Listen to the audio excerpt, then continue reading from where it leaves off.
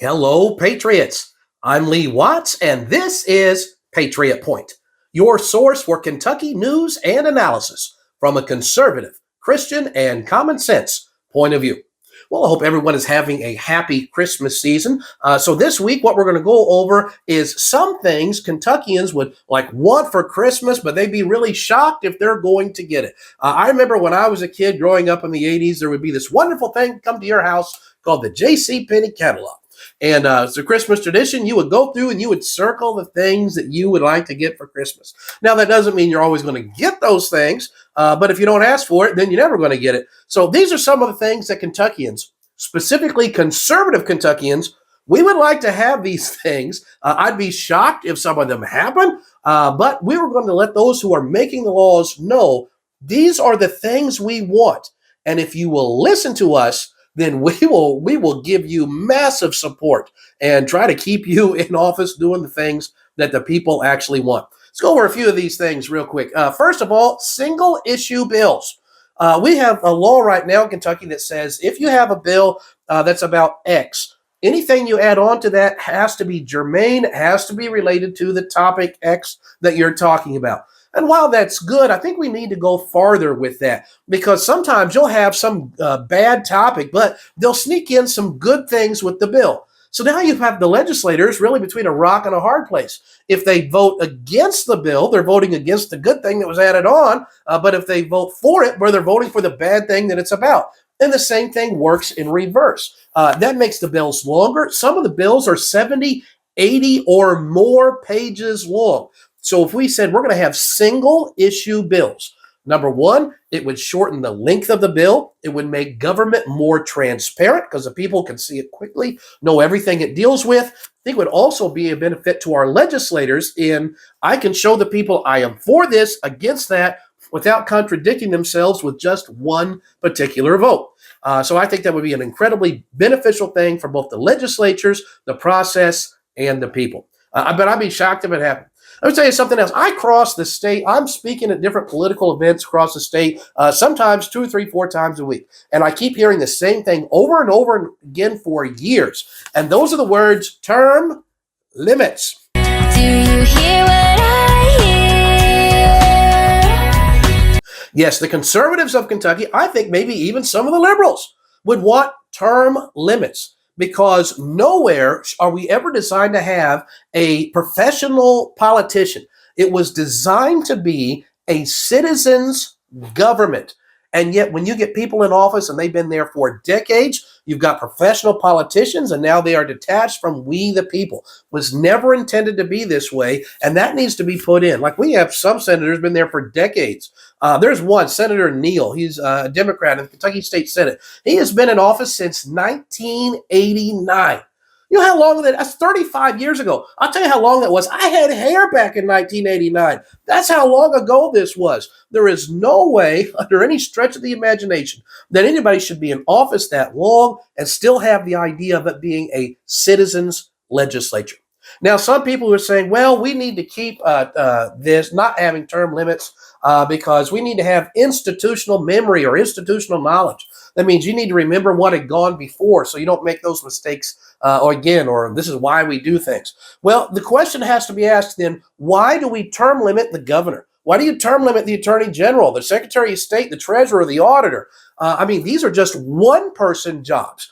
And so if you want to say that's our principle, we need institutional memory and history and knowledge, then why has there been no movement to do away with term limits for any of those other offices? No, just the legislative branch. And we're going to be talking about how that needs to be adjusted, that there is a flaw in our system. So I don't buy that at all. You can adjust the term to whatever you want. Personally, I think 12 years would be a good limit. We can talk about what the limit should be, but I sincerely believe there should be a limit. The people want that, but if you're going to do it, the only way this could possibly pass is if you follow a historical example by the Founding Fathers. They put it right in the Constitution. The U.S. Constitution, Article 2, Section 1, Paragraph 5 says, no person except a natural-born citizen or a citizen of the United States at the time of the adoption of this Constitution shall be eligible to the office of president. So it says you've got to be a natural born citizen to be president. But notice they added a little clause in that first sentence. They're like, or if you're not a natural born citizen, if you're a citizen today as we're writing this, then you can be president too. So what happened there is the founding fathers said, you have to do this, except we're going to do an exception for all of us. Now, using that as a principle, the state legislature is never going to pass a law that would force all of them to get out of office. There have been both Republicans and Democrats that I have personally known over my years working up at the Capitol that have proposed this idea, but they always leave this part out. So if there's any hope of getting term limits, there's going to have to be a clause in there that says, but these limits do not apply to anyone that is in office today. And that is the only hope of that ever getting done. And while it may take a few years through the process of attrition, we would eventually be able to have term limits for everybody. It's the only way it can happen. And I desperately hope that somebody will do this. I'd be shocked, but this is what the people want. As I said before, Do you hear what I hear? I'll tell you something else conservatives would love. However, I'd be shocked if it happened, but it would be a great benefit to the legislature, the process, and the people. And that would be limiting the number of bills that each legislator can propose. This coming session, 2024, it's just going to start in the first week of January.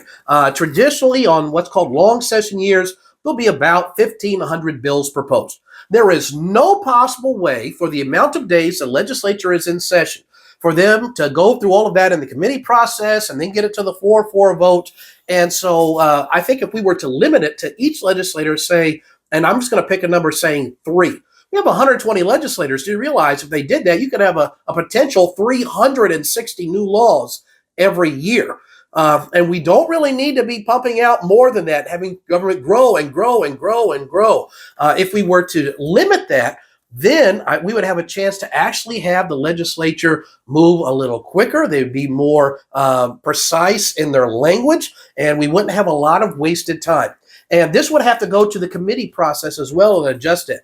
Right now, and this is, if you don't get anything, this is probably the biggest single thing that would help Kentucky right now, is if you have a bill, the first thing, this bill has to get sent to a committee. Now, who sends it to a committee is going to be a group called the Committee on Committees. And the person who's in charge of that would either be the Senate President or Speaker of the House in their each chamber, respectively. Do you realize if a governor doesn't like a law, a governor can veto it, but that veto can be overridden by the legislature? If these two people in charge of this committee don't like a law, there's nothing requiring them to send it to a committee. So do you realize that this one person in each chamber, the president of the Senate or the Speaker of the House, they have the authority to kill any law they want in the entire state simply by not sending it to a committee?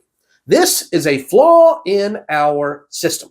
And then that committee, which they assign who actually goes on the committee, if they want the thing approved, they'll put people on the committee who are going to approve it. And if they don't want the thing approved, they'll send it to a committee that's not going to approve it. It is way too much power and a flaw in our system.